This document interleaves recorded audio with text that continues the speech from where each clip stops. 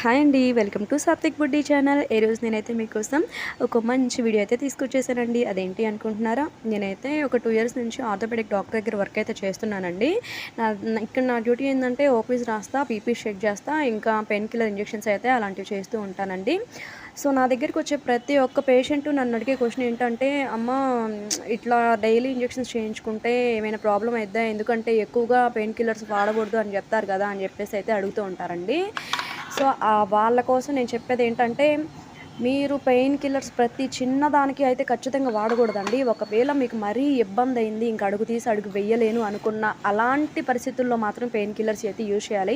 అలాంటి పరిస్థితుల్లో కూడా డాక్టర్ దగ్గరికి వెళ్ళాలి. డాక్టర్‌ని కన్సల్ట్ అయ్యి సార్ అడ్వైస్ తీసుకున్న తర్వాతే మనం యూజ్ చేయాలండి. ఎందుకంటే మనం ఏ పెయిన్ చెప్తున్నామా అని చెప్పేసి దానికి ఎలాంటి పెయిన్ కిల్లర్ అయితే బెటరు, ఎలాంటి డోసేజ్, ఎంత పవర్ వాళ్ళకి పెట్టాలి, మీ వయసును బట్టి, మీకున్న బీపీని బట్టి, మీ మెంటల్ స్టేటస్‌ని బట్టి డాక్టర్ నిర్ణయించి టాబ్లెట్స్ అయితే రాస్తారండి. ఇంజెక్షన్స్ అయినా టాబ్లెట్స్ అయినా.